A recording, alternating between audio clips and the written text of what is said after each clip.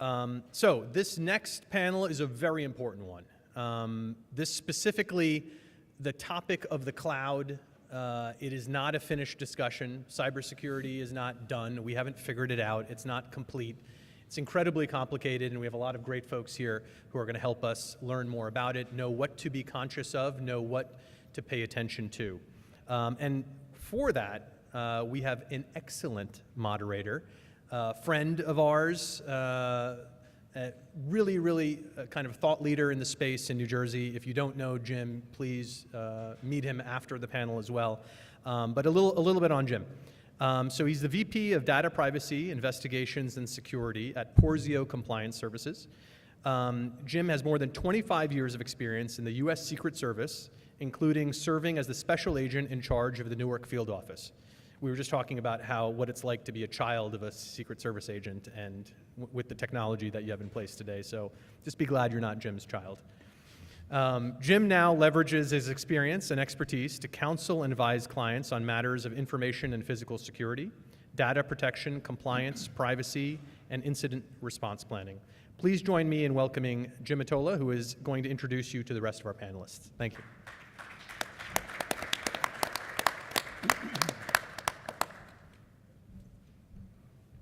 Good morning, everyone.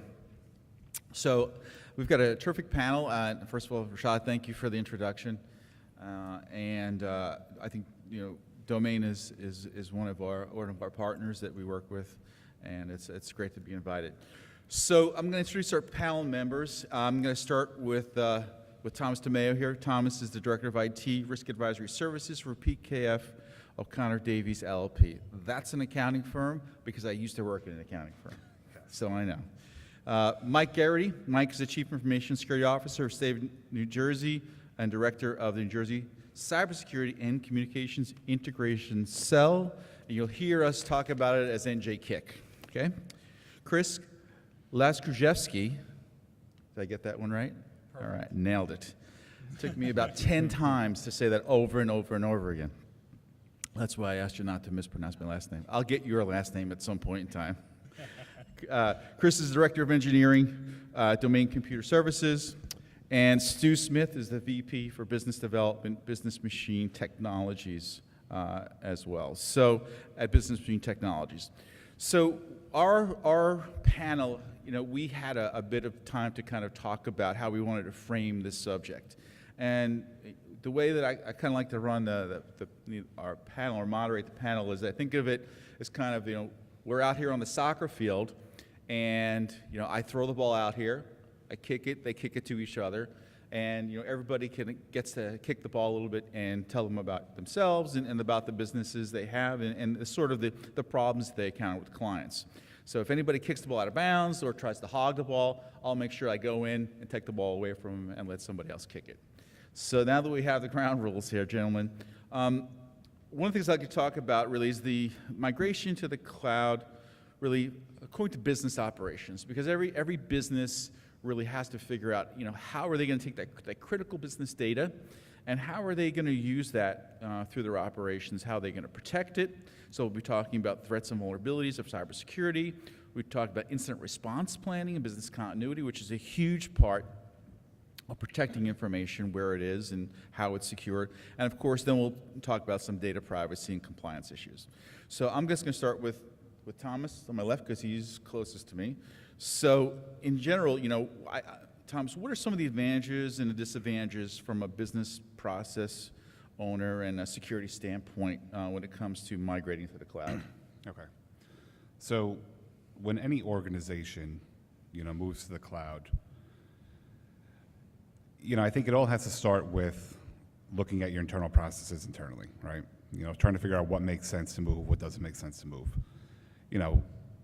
I always say there's not a right or wrong answer. You got to look at your specific circumstances, but sometimes you got to be honest with yourself and say, hey, moving to the cloud and shifting off some of these responsibilities, maybe it's best, right? You just kind of have to be honest. Depending on what that product is and who that cloud provider is, you can get a lot of economies.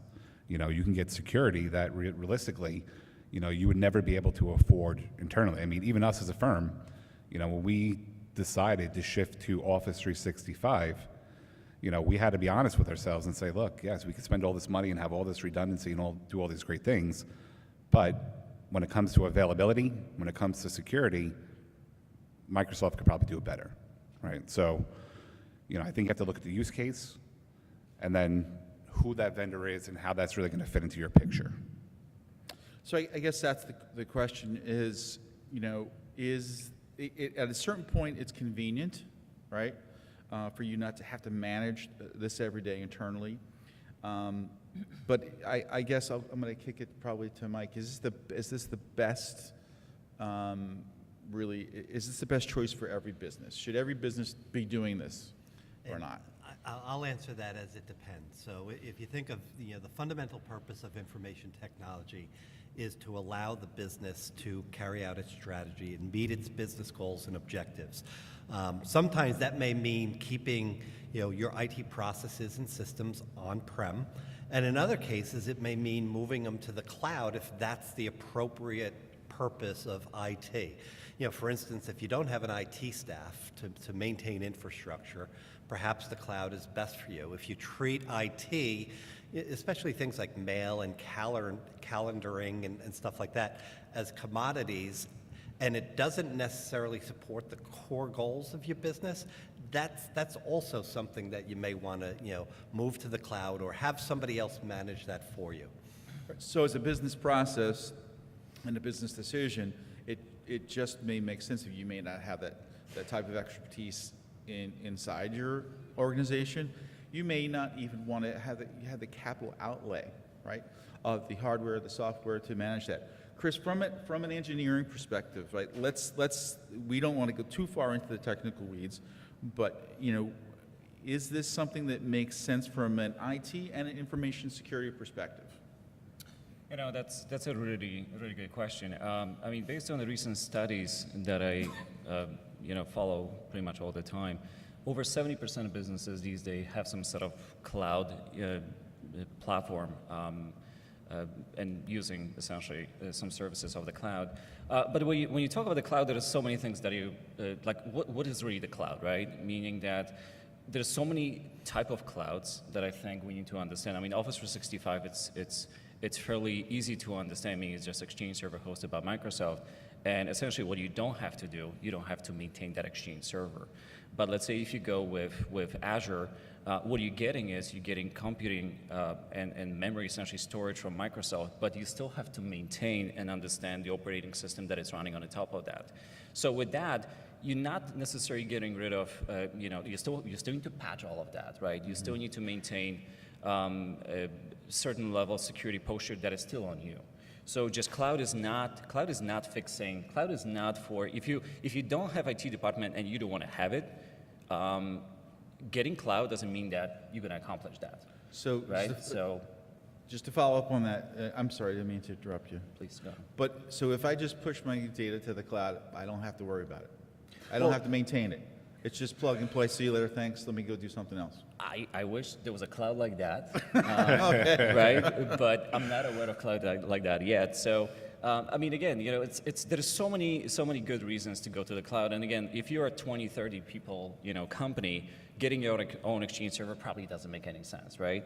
And the thing is that obviously the resources that you have at that time, you may not be able to afford, full-time IT person, managed services provider, and things of that nature, or especially if you're a startup. But if you're a startup, no brainer. Get Google Apps, get Office 365, and kind of go from there. But be aware that at the end of the day, you're still accountable and responsible for your data. Microsoft is not some sort of heaven cloud that will just give you all the bells and whistles and make you compliant and secure and backed up and things like that. So be aware of all those different kinds of cloud that it's out there. Again, software as a service, infrastructure as a service, and fully understand the gaps that somebody has to fill in at the end of the day from the management perspective as well.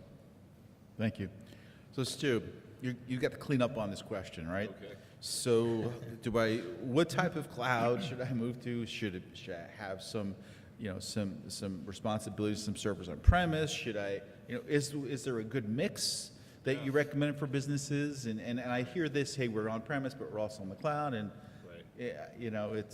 it's not that simple, unfortunately. Sure. So in our business, we see most of our clients, which are small to medium-sized businesses in New Jersey, they're typically embracing cloud where the risk is low. For example, email's been kicked around a lot. That's something that goes to the cloud a lot. Probably most people are relying on an anti-spam solution. That's also cloud-based. All your email gets routed through the anti-spam solution. They're out in the cloud, then it gets sent over to you. We'll also see, and email's not supposed to be considered private or secure, right? You're not supposed to send sensitive information through email. So there's not really so much of a concern from a privacy standpoint of moving that whole function out to the cloud, which is really just someone else's computer out in a data center. We'll also see small to medium-sized businesses take a look at business processes that they're trying to get through. What comes to mind is accountants or personal injury attorneys, which have people's health records. They'll look to a cloud solution for securely exchanging that information back and forth with their clients, rather than setting up a server of their own, giving access, trying to send that through email by sending the attachment in one email and then the password in another, which really isn't all that secure. They'll turn to a solution like Citrix ShareFile, right? Where now again, they're just buying a service. It allows them to start with a few people in the business, make sure it works for the entire company, and if it does, one of the advantages of cloud is the scalability. You can then ramp up and have more people use it. So, Okay, thank you. So I'm gonna kick this ball out in between the four of you. See who wants to answer this one.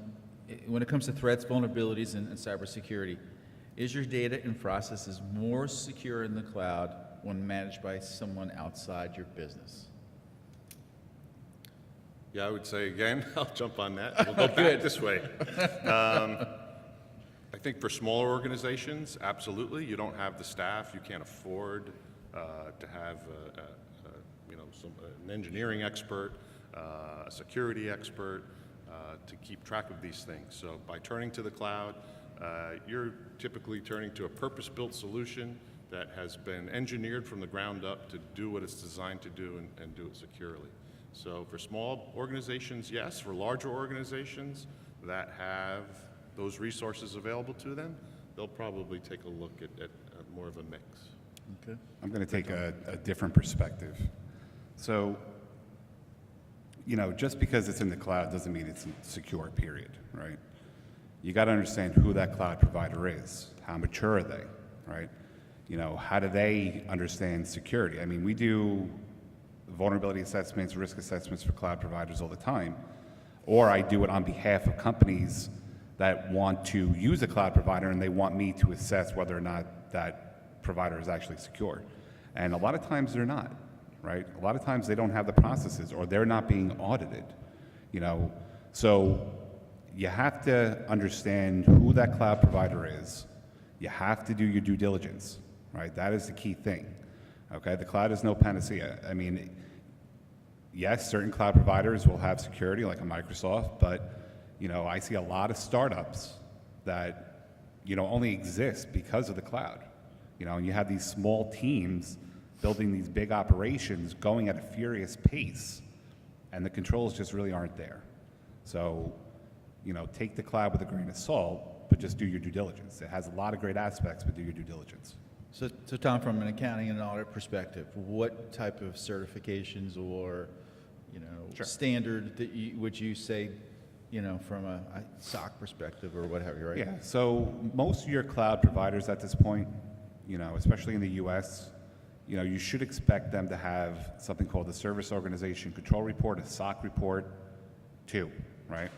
Which that report will speak to different aspects: security, confidentiality, integrity, availability, or privacy, whatever principle that they choose to go with.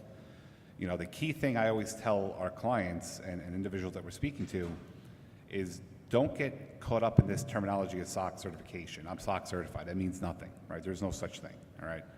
They might have the report that was attested to by an auditor, like a CPA firm like us, but you have to actually read the report to see if it's good, right? That's the key thing. I mean, we just did one for a client, they were pushing out their grants management system. Again, an upstart, and we looked at the SOC report produced by their audit firm, and I mean, it was absolutely garbage, to the point where we had to say, look, this doesn't tell us anything. It doesn't answer any of the questions. Yes, they have it, but we can't rely on this. And it ultimately ended up swaying the decision not to go with that vendor. So SOC reports are important. There could be ISO certifications. You see those more on bigger international companies like ISO 27001. But at a minimum, expect something like a SOC report, SOC 2. Right. Yes, Stu? Yeah, we actually, just a funny anecdote on that. We had, cloud can mean a lot of different things, and it's easy to throw out there to use to sell a service. We had a client come to us after he saw what his current provider was doing with his backups. His current provider had said, yeah, I'm backing you up to my cloud. Well, he took him over to the server closet, opened the door, and said, there's your data right on that server there. And really the only cloud that was there was the cloud of dust that came out of that room when the door was open. So if you do your due diligence, always look behind the marketing and sales pitch. All right, that one I'm gonna remember, that cloud of dust. That was good. All right, so let's talk a little bit more about some vulnerabilities and some threats. So Mike, what type of, I guess, specific threats do you see for cloud providers and for data in the cloud? So What do you guys see? I really don't think there's any difference as far as responsibility or the threats for security in the cloud or on-prem. As was mentioned, the cloud was considered a server in a closet. A cloud is your data center on-prem. The cloud is anywhere that this infrastructure that's providing services, IT services, is. So the threats are all the same. If it's infrastructure as a service, that type of a cloud, obviously there's all those patching and system upgrades that you have to do. If it's simple SaaS, which is application in the cloud, you're still responsible for the authentication, for the data security, and all those other things. The difference being is that potentially if you're handling infrastructure, you're responsible for the hands-on day-to-day management of it. Whereas if you're outsourcing this in a cloud environment, your responsibility for making sure that contract vehicle that you have in place with the provider has all these requirements in it, because you're not going to be updating them. And you have to have all those requirements as part of that contract. You have to be able to audit it and on an annual basis and provide a SOC report. And there's others out there. There's Cloud Security Alliance, there's FISMA, there's all sorts of things, FedRAMP, that you can use as guidance there. But all of those vulnerabilities are the same. And I think it was said, in one of the keynotes is, and it was actually said after the keynotes, access controls, authentication, and we're still using passwords to access all these things. And I guarantee you that everybody in here uses the same password for multiple systems. And if people are going to say that they don't, they're flat out lying. Recently, one of the things that we found, we pulled down off of the internet, is a database full of usernames and passwords, 1.4 billion of them. And if you think about it, that's everybody in the United States and then some. So your passwords are out there on the internet in clear text. Right. Yeah. And I just to piggyback on that point, actually, I think the identity management is one of the biggest gaps when you implement the cloud, because essentially, the perfect example is, and we see this really on a daily basis, let's say you migrate from Exchange Server, old Exchange Server, Exchange 2010, about to get to the end of the life cycle, right? A lot of migrations happening, and then you have this debate, what do? You end up doing Office 365, let's say. What happens is we see a lot of migrations being done, and then Office 365 kind of becomes its own identity. Like it's completely separate. It's kind of hybrid cloud. And the password policies, for example, that he had with that Exchange Server, with the premises Active Directory, everything was fine until you migrated to Office 365. And that what happens is, if this is not really done right, what happens is, again, you have separate set of credentials for your Office 365. Your password policies, your password lockout, everything that you had related to your identity has been lost. And this many times is being overlooked. So especially with the hybrid cloud environments, the identity management is something that really we have to pay attention to, because you end up having different sets of credentials actually, which at the end of the day you might be using the same password for, but they are not connected in any way. Your Active Directory still have the password policy. Your Office 365 right now doesn't. That means that Office365.com is the door to your email right now, that is accessible from anywhere, right? It's your Outlook web access. Everybody can try a limited amount of times to try to guess your password.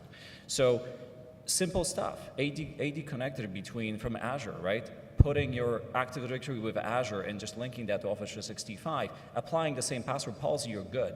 But somebody needs to walk you through it. Somebody needs to identify this gap. And that's something, again, that's something that we see a lot, because most of the breaches, guess what? Username and password, you're in. And those passwords are everywhere. That's why I just want to kind of add this point to it, because again, you don't want to have end up essentially just having all the services being completely disconnected from each other. You want to maintain this continuity and integrity of your identities across your platforms. So we see this quite frequently. Why should we care that our LinkedIn accounts were the username and passwords were stolen or hacked? Why should we care? Because most of us are still using those same passwords across multiple platforms, and that presents a problem. To Mike's point, and that's another reason. But also, I guess giving a user who doesn't need system administration access, the keys to the kingdom, if you will, for that username and password, I would think that's another issue that you see, and when you guys are doing assessments in you want to control environments, right? All the time. And this is, again, we call this free security. Free security meaning that you just have to least the rule of least privilege, and just, again, not everybody has to be. This even goes down to literally local computers, right? You don't need to be a admin on every single computer in the office. I know something about computers. I am not a local admin on my computer. So you don't need to install the software on a regular basis, right? So really, falls from there. So really good point. Right. Okay, so Tom, let's talk about a little bit incident response and business continuity. And as far as timing, if someone could just give me a 5-minute heads up, so we've got 2 more topics to go through. So how often should I be backing up my data in the cloud? Is it real time? Is it a week? Is it a month? How do I kind of figure out the best fit for me? As far as from an incident response business continuity standpoint. So to really answer the question on frequency of backup, and really whether it's local or in the cloud, it really doesn't matter. But the first thing, I always say you got to step back and you got to look at the business, right? And this is where, when you're designing what your business continuity, disaster recovery, or just your contingency planning, which is a lot of times what your backup is, you have to do something what's called the business impact analysis, right? Where you start to understand the needs of the business and you start to understand the critical business functions and all those dependencies, and then from there, you start to identify these metrics, whether it's a recovery point objective, which is how much data you could lose, or a recovery time objective, how long can you be down? And once you start to get these senses, of what these are, now you can start to back into this and say, all right, the business has defined these metrics. Hey, IT, can you help us define a solution that's going to meet these metrics, right?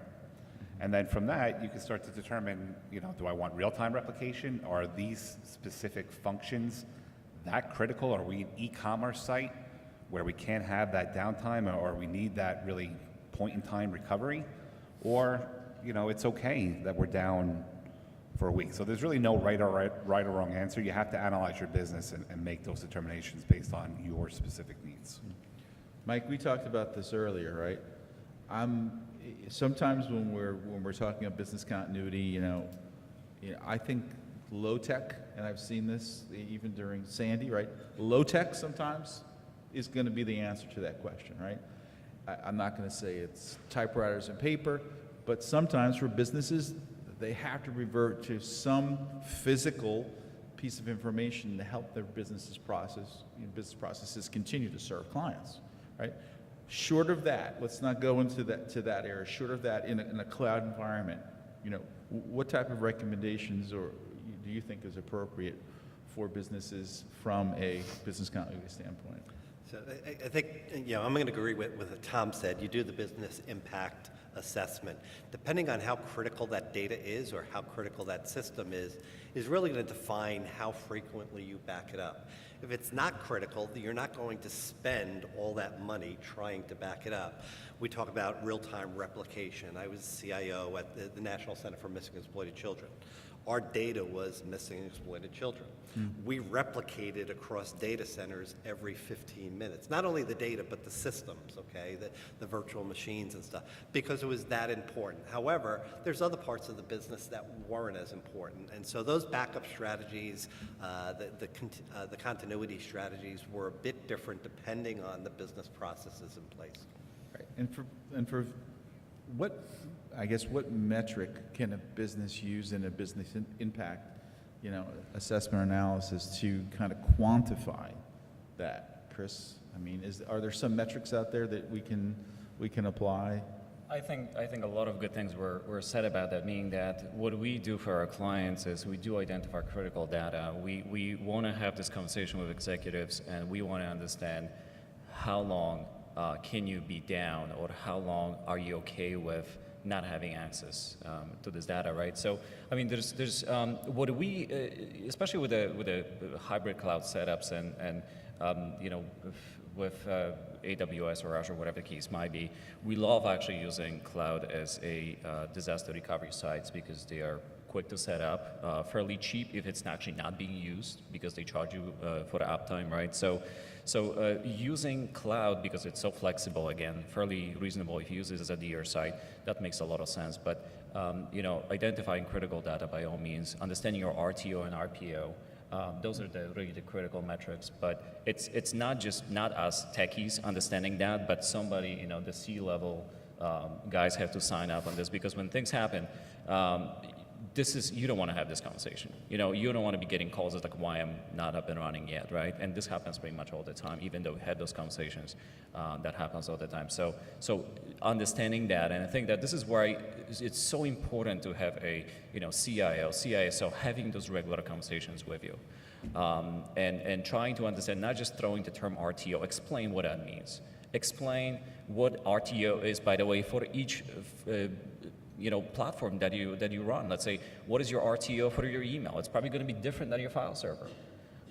And what's more important? I mean, your RTO, RPO for email has to be probably this. Doesn't have to be like that across the whole system that you have. So something to keep in mind. So Stu, client calls you, I've had a ransomware attack. What's the first couple of questions you're going to ask them? Is your invoice paid? I forgot this is a business. I would just do this stuff for free, but No, we're typically managing our clients' backup, so we know, when the last good backup is. We don't typically recommend paying ransomware. It's been historically proven that you'll get your data back when you do pay, but that's really only a last case, last-ditch effort. You really want to turn to your backups. And so I would go back to, how it will differ from business to business, and it can even differ from time of year.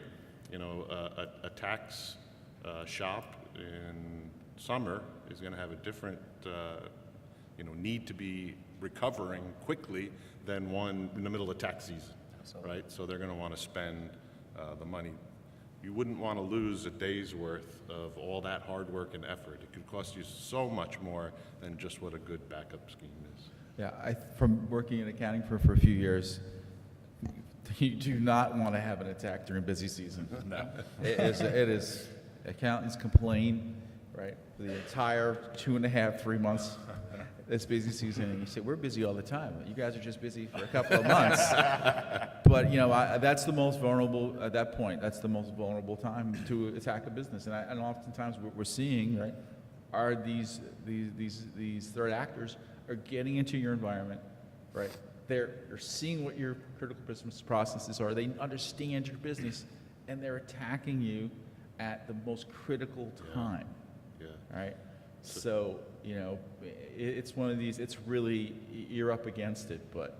Yeah, the as long- attackers are doing more planning than many businesses are. Absolutely. Oh, there you go. Attackers, all these words, nuggets of knowledge, Stu, that are coming out here. That's a great one. Yeah. And don't call Stu unless you have your invoice paid. But there are other people who will come in and gun for hire. Mike? So let me chime in on the ransomware. So the JKick, the New Jersey Cybersecurity and Communications Integration Cell, we have a website, cyber.nj.gov. It's pretty simple.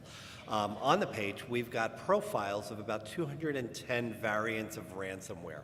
And for about 50% of those variants, we have links to decryption keys. So instead of just automatically paying the cryptocurrency or the ransom, take a look at that. Make sure you contact your incident response provider, your cybersecurity team, and stuff like that. That may be a cheap solution to get your data back.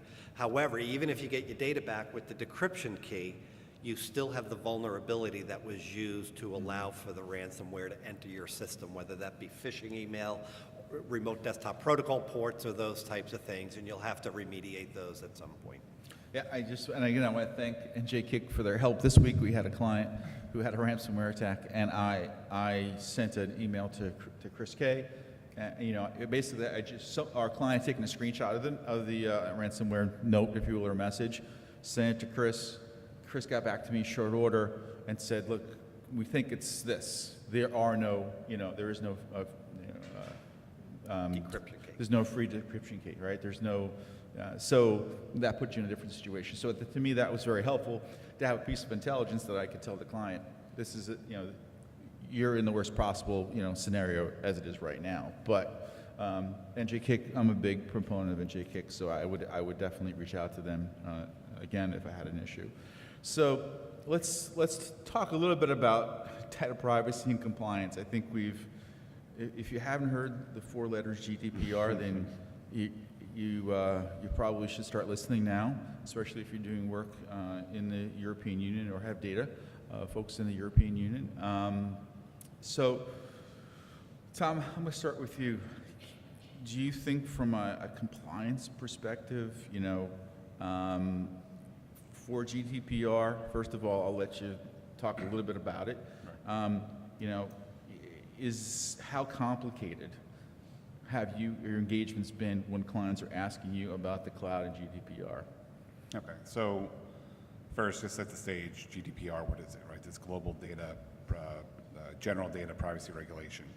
And this is what the EU pretty much came up with and said, hey, we're really going to empower the rights of the individual when it comes to their data.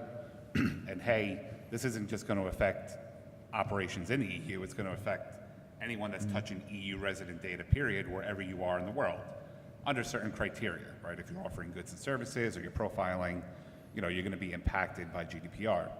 So I've been pretty much living and breathing this GDPR. It's funny, I think I've been doing more GDPR post the deadline than I got more questions leading up to it. But, when you look at your cloud provider, so one of the key things with GDPR is that you have to protect the data, right? If you're the data controller, you own that data, you're determining what you're doing with it. If you're selecting a cloud provider, you also have to make sure that that cloud provider, which has now become the data processor, is also going to be GDPR compliant. So they're going to respect the rights of the individual. They're going to comply with the breach notification requirements within 72 hours, okay? That they're going to agree to protect the data. If they have access to the data in some way and that European resident wants to be forgotten, they also might have to play a part in deleting that data. So, it comes down to, again, your due diligence. You have to understand, one, does GDPR affect me? And then two, looking at your cloud providers and saying, hey, I am impacted by GDPR. I am putting some of that personal information in there. Are you GDPR compliant? I've seen a lot of these third-party providers release addendums to their contracts that say, yes, we are GDPR compliant. I've been seeing these a lot in the marketing space, hospitality, right, because they've been heavily impacted, but they have to be compliant as well. Okay. So, Mike, if I am breached from a compliance standpoint, what are my legal responsibilities? And that's a pretty broad question, right? I mean, what should I start to think about if I've had a data breach from a data privacy Okay, perspective? first you should have started thinking about it before, okay? Okay, well, And- they didn't have Stu as a client. They didn't pay his invoice. Stu didn't, but. So, and that's common. So there's obviously incident response plans, there's business contingency plans that companies bring up, that cook up prior to an incident. They're written down, they're put on a shelf, and they're never looked on again or practiced and stuff like that. But as far as an incident, it's really difficult to tell that you've been breached. And when one of the keynotes, it was cited that 9 months or so after is when people are finding this out. And a lot of times that's because a third party is notifying you. It might be law enforcement, the Secret Service that sees all sorts of credit card, or they get contacted by their banks and stuff like that. But more than likely it's because the people that entered your network first have to find all the data in your network. The hackers don't have any magic maps to where data servers and sensitive data is. So that's one of the reasons it takes that long.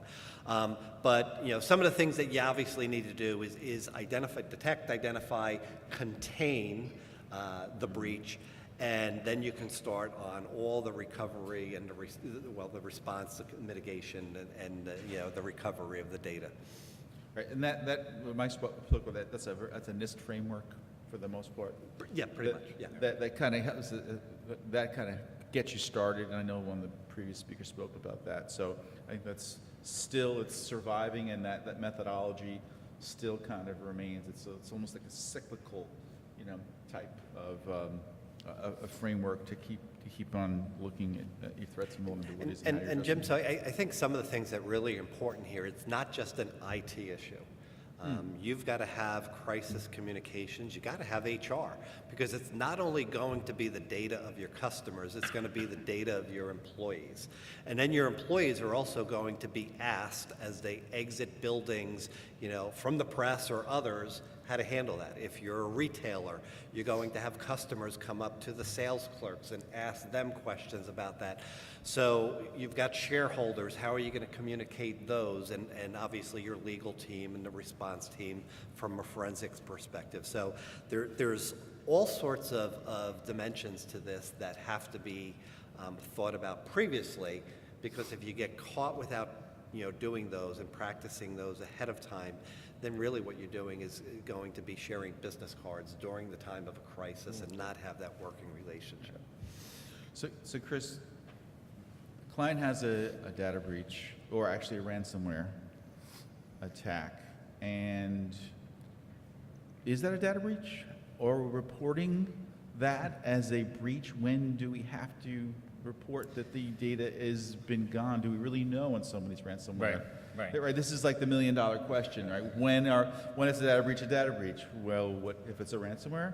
Is it a data breach? And that's hard for us to talk to clients. Absolutely, that is a $1 million question. However, what we recommend to our clients when something bad happens, I mean, number one, you got to pause and really evaluate the situation that you are in right now, because the worst thing that you can do is just panic attack and going through all your backups and things of that nature. I mean, we've seen actually really big business. Actually one of the engagements that we had in the past were over 200 workstations. Some Active Directory got corrupted. It was totally just locked out.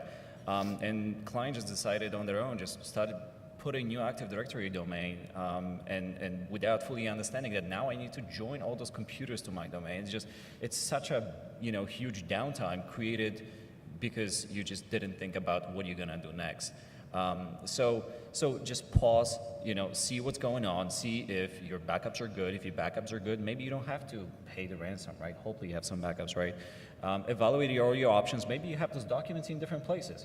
We did recover clients in the past from their email. We got their business up and running from their email because they had some documents or some invoices, some communication with the client in their email, right? So even though their ERP system was completely locked up, we got this data from somewhere. So my advice is always let's just get on a call. Let's just talk about things. Let's just ask questions and see what we can come up with, because if you got breached, if you see something bad going on, I mean, you're probably not thinking straight at that point. You were just in the middle of the panic.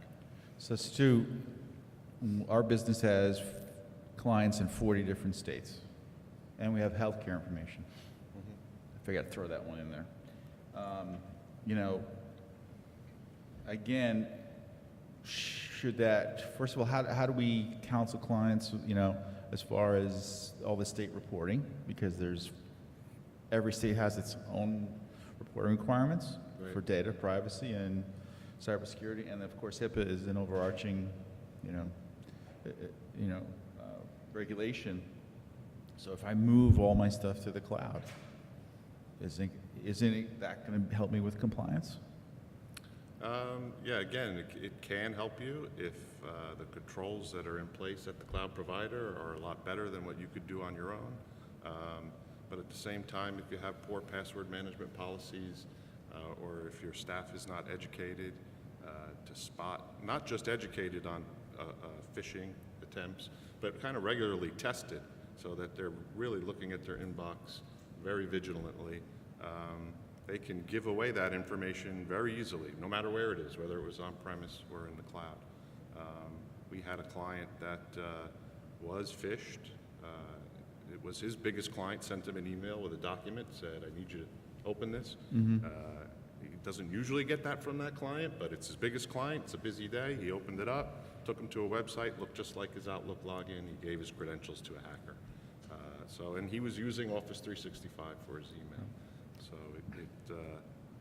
he wound up being then profiled.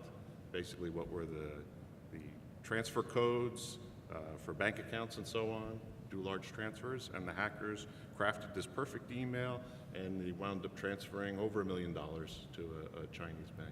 So is it fair to say just because my information is in the cloud, I still have the same responsibility Yeah. to make sure that it is secure? Right. It is just because it's off-premise Right. doesn't relieve me of the responsibility to make sure Yeah. that it's secure, because the same vulnerabilities apply. Absolutely, and the thing is that, again, Office 365 is compliant with pretty much anything on the world right now, right? So, but you getting Office 365 doesn't make you GDPR compliant or HIPAA compliant, right? There's so many switches that you have to turn, so many knobs that you have to turn to actually make this work the way it's supposed to be working, so just keep that in mind.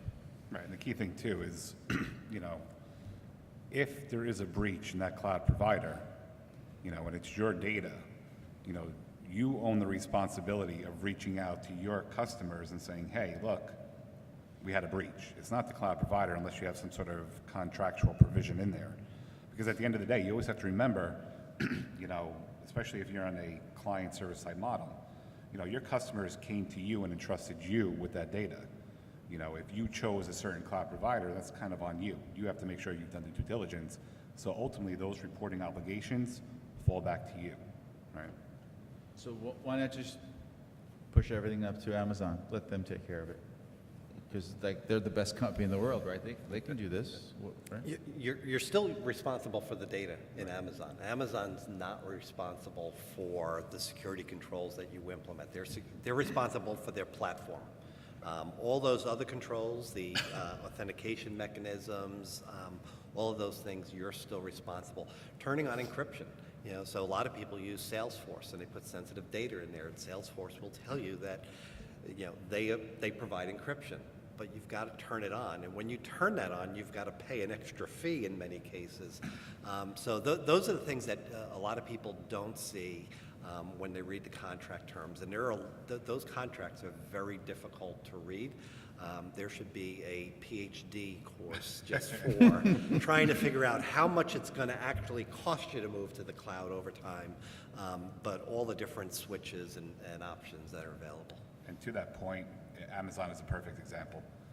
I mean, almost every month you read of a breach where somebody has this AWS S3 storage bucket that they didn't make private.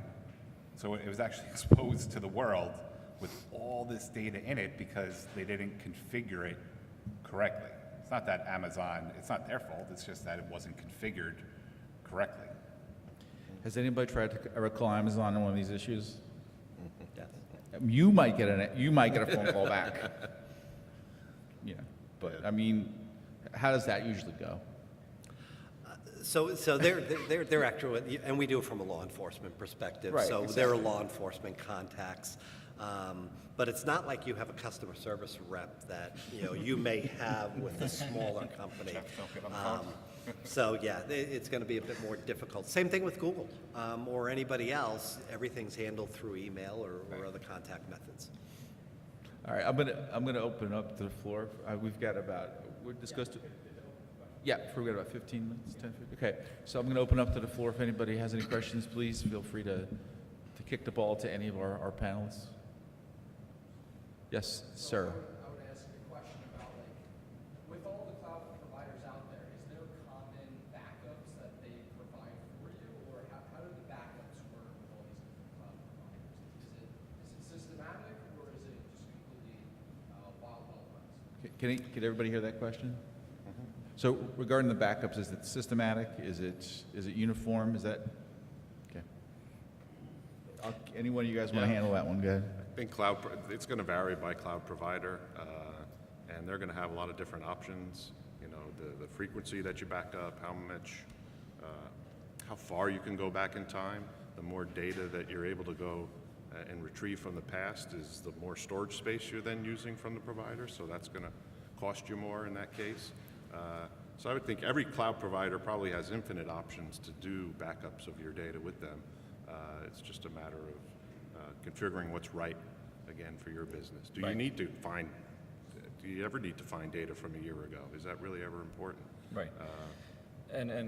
No, that's exactly right. And the thing is, again, it goes back to the type of the cloud that you're using. If you're just using Amazon AWS, keep in mind that backup is kind of on you. What they're going to take care of is just keeping the servers up and running, but they're not backing up your data. One of the conversations that we have a lot with our clients is, you know, Office 365 backups. You know, it's when you mention that Office 365 does not really have a backup, like you can get emails from a year ago. They just don't do that. It's eye-opening. You see, you know, big eyes in the room and like, what do you mean? We thought they're doing that. No, actually, Office 365 backups, there are companies that just create those products and they live off that, actually backing up Office 365. So keep those things in mind. But really, Office 365 is a software as a service. If you get infrastructure as a service, up to you. You can bring whatever you want, right? You can use, there's all kinds of technologies out there. And then really goes back to your RTO, RPO, how you want to do it. You need to understand, Amazon's not going to tell you that your file server should have this RPO and RTO. It's up to you to design your RTO and your systems around the metrics that you want to have in place. I'm just going to add a little piece to this. So most of the larger cloud providers have redundant data centers. So if a data center on the East Coast went down, it's likely that you'll be able to use the services on, you know, a Midwest or you know, Western data center and still have access to your data. As far as the backup of the data, if you delete something accidentally or on purpose, that's where you have to configure the backups yourselves. But the data centers will fail over to one-on-one, and you'll still have access to that live data. I think this is all going to tie back to your due diligence, right?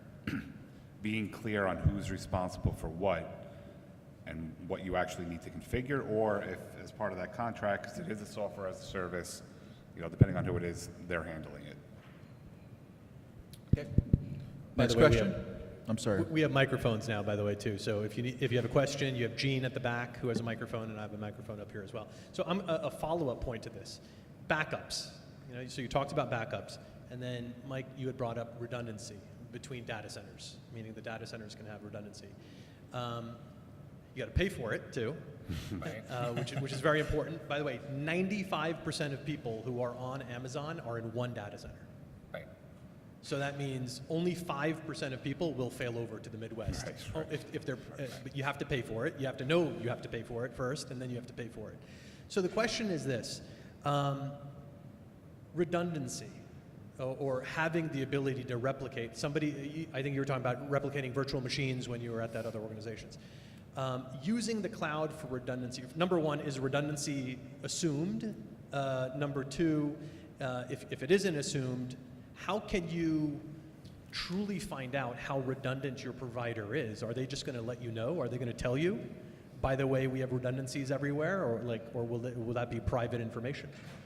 Well, those are all the questions and parts of the contract that you're going to have to negotiate, whether it be turning on encryption or backing up or redundant data centers, as you mentioned. The majority of the Amazon folks or customers are within one data center. So again, we go back to the business impact assessment that Tom was talking about early. How important is your data? How important is it your ability to access those systems that you've put in the cloud? And so those are all the questions that the business has to have with the IT department or the cloud provider so that we have those in place prior to moving to a cloud environment. And one of the things too, before I talked about that service organization control report, that report, if it's done correctly, should describe their backup architecture, how they replicate. And not only should it describe it, there should be tests in there by the auditor to confirm that yes, they saw that it was replicated, and now you have comfort as the end user that yes, this is in place. That's why the SOC report has value, okay? And if they don't have an SOC report, then look, if you're going to use them as a cloud provider, then they should be transparent. If they're not going to be transparent, don't use them. And when we talk about RPO and RTO for ourselves, I mean, those are the questions that we should be asking our cloud providers too. They also have RTO and RPO, and if the RTO and RPO is something that it's essentially longer time of recovery that you're expecting, even though you might be thinking that you got the RPO and RTO that you need, if the cloud provider cannot provide that, Would you mind just define RTO and RPO for those that... Sure. So, I mean, RTO, recovery time objective, right? Essentially the time that it's going to take the provider to get everything back up and running just in case something happens. And RPO, recovery point objective, essentially how much data can be lost in that process. Let's put it that way. So again, if you're very strict about RPO and RTO, I mean, your cloud provider has to be stricter than you in order to get you to that place. If it's the other way around, it's just not going to work. And another important thing is this, and I think we already kind of touched on that, but I want to make this very, very clear. Replication and backups are completely two different things. So we backing things up because if Anthony goes and deletes a file on a file server, we want to be able to get this file back. Because if we replicate from East Coast to West Coast, guess what? The same file is gone on the West Coast. If you get ransomware infection on the East Coast, your West Coast got the same exact infection in a second. That's how that works. So that's why we need to have backups. That's why there is this misconception of essentially just like, yeah, I do have replication, I'm fine. Two different things. Replication, most likely disaster recovery. It's more of a hot site at that point, but backups, this is a completely different animal. We're doing that for different reasons. Great. So you hit on one thing I just wanted to, and a question I had, what's the difference between a hot site, cold site, and a warm site? What's the difference? Temperature. Absolutely. This is a cold site. It's a cold site in here. It's cold in here. This is a cold site. But right to that point, it's just just real quickly, one of you guys can. Sure. So a cold site is you've got a facility where you may have infrastructure present, but in the event of a disaster to your main facility, it's going to take you longer to bring up your services. Warm means that you may have the applications replicated over there, but not necessarily the data, or vice versa. The data's over there, but you've got to update things. And then a hot site means that you're going to be able to fail over or bring up that data center, that facility a lot more quickly. And each one of those has different costs. Obviously, a hot site is much more expensive. Exactly right. I was about to just piggyback on that too, meaning that, I mean, there's a huge difference between cold site and a hot site. I mean, a hot site is really replica of your production environment somewhere in a different building. That costs a lot of money. Whatever money you put in your primary system, you have to put pretty much the same, or even sometimes even more, in your hot site. So really, it comes back to your RTO and RPO. How quickly you want to be up and running. If you need minutes, seconds, you need a hot site. That's going to cost you a lot of money, right? So that's why it's important to have those conversations, then evaluate, because that translates to money at the end of the day. But this is where the cloud has its advantage, right? Because the traditional cost of a hot site can be astronomical because you have such a capital expenditure with all the hardware and the software for insurance that you may not use, right? With the cloud, depending on how you architect it, you don't have that capital expenditure. Yes, you're going to have costs, but you're not putting all that, money into this hardware. You kind of use it when you need it and you burst. So there's a lot of advantages to the cloud when it comes to these types of sites. basically time and money. Exactly. How much, and that's what, it's a business decision, to your point. You have any more questions? Yes, sir. We'll try and get a quick question in here. We're coming up to time, but going back to Stu's point, we are at NJBIA cost, right? Can you guys name some of the top 3 to 5 cost drivers that one should consider when moving to cloud, regardless of who the provider is, right? Are there some standard metrics that one can use and then compare different providers? Right. I think the cost that you would be looking at would be the cost to implement. To implement that solution, how much do you need to invest? If you already have infrastructure locally that you could deploy that solution on, perhaps there's no cost there, and going to the cloud would cost you more. The availability would be another thing that you need to look at. How much availability do you have built into your solution on premise versus what would the cloud offer you? And then another big advantage of cloud when you're looking at cost is the scalability, the ability to either ramp up very quickly or ramp down, or be seasonal with something. It may be, again, a tax shop may have additional resources during a busy season, or another large organization may have a bunch of summer interns come in, and therefore, rather than investing in technology and hardware that sits idle throughout the year, turning to a cloud solution allows you to expand very easily during those times. So I'm not entirely sure. Did I answer all of your question or part of it? Okay. Hardware, you're looking at how many CPUs or cores, how many RAM, how much disk space. So are there similar 3 to 5 basic parameters that one should look at? Of course, the cost of implementation, scalability, it's all there. Right. But if I'm just doing it like a commodity purchase, what are those 3 to 5 things that I should be looking at? Okay. And so this is where I said that PhD curriculum would come in handy. Figuring out what your CPU usage is on-prem, okay, as far as transactions in the cloud go, the data that's transmitted, the data that's stored, all of those are calculated into the total cost that you're going to see in the cloud. So you're going to move from a capital expenditure to an OpEx, okay? That's one thing.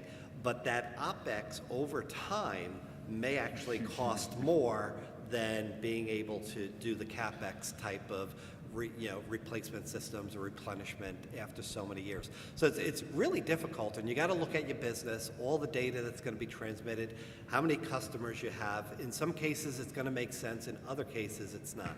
Right. I worked with a lot of companies that have done the analysis, and a lot of times it's a wash, right? Whether you do it internal or external, sometimes you end up paying more being in the cloud.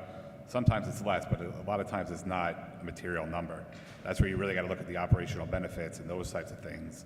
It's not the cost. Wait, so you're saying the cloud isn't cheaper? You don't get to not buy servers and fire all your IT staff? Correct. And save a ton At the end of money? the day, it doesn't end up being like this. Everyone thinks, oh, I'm going to save all this money. No. Well, and I You're think paying somebody. exactly, and I think the other thing is that even when you go to Azure and try to calculate the resources that you're going to need, try to get some sort of monthly number from them. All the way on the bottom, it says that it's an estimate, right? Yeah. So if you're looking for predictability, you may look at it twice. Right. Very good. Okay, yeah, I think we're pretty much on time. I want to thank Jim and the panel, if you can give him a hand. Thank you very much.